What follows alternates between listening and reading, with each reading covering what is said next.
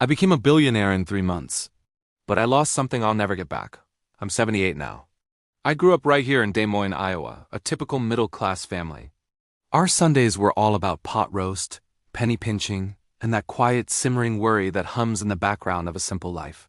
For decades, I worked in insurance. It was safe, it was dull, and it was predictable.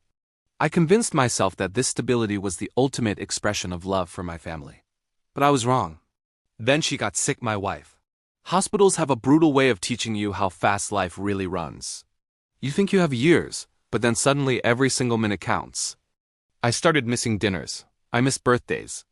I missed the sound of her laugh because I was always checking my watch, always chasing some phantom sense of comfort and security.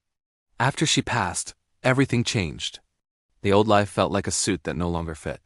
I sold the house, the suits, the entire story I had told myself for decades. I took everything I had and invested it in a young neighbor's software idea.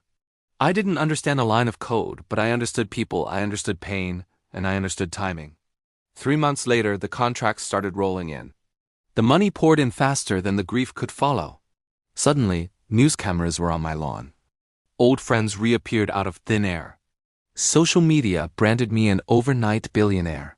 But I would just sit alone, richer than I could ever imagine, yet feeling heavier and strangely hollow.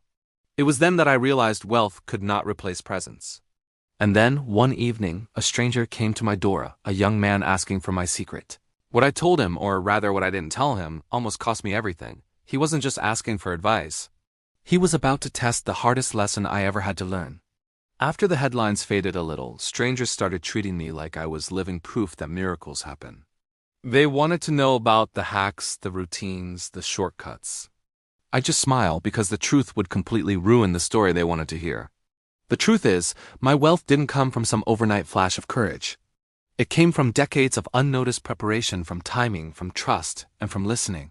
I was sleeping about 4 hours a night, not because I was grinding, but because I was listening. I listened to customers who felt ignored by bigger companies. I listened to engineers who were craving respect and a chance to build something meaningful. And I listened to my own chest tighten as I came close to walking away from it all more than once. Real courage is quiet. It's private. Then he showed up again, that same young man from my doorstep, this time waiting outside a TV studio. I could see the desperation in his eyes. He was drowning in debt, looking for any shortcut he could find. I felt for him, so I gave him my number and told him to call. Weeks passed. Nothing. Then months.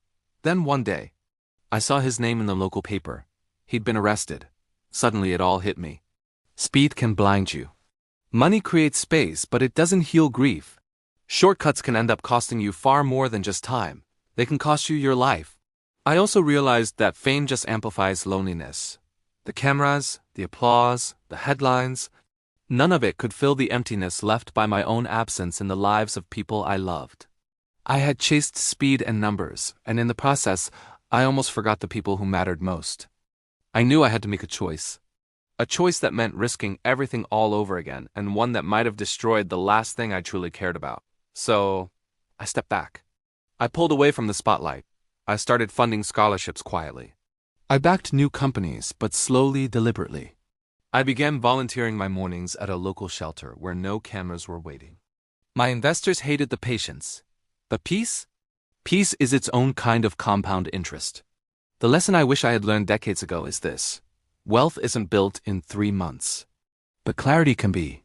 The real secret is to align your actions with your values. Show up for people when no one is watching. Your presence will always matter more than applause.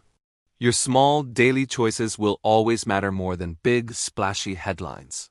That young man, he eventually called me from a payphone. I hired him. I paid him fairly, but I demanded complete honesty.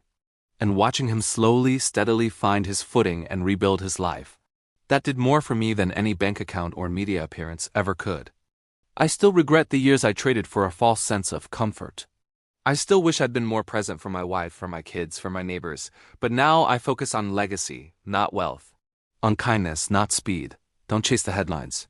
Chase the life you won't regret when you look back. Because presence is greater than money, trust is greater than speed.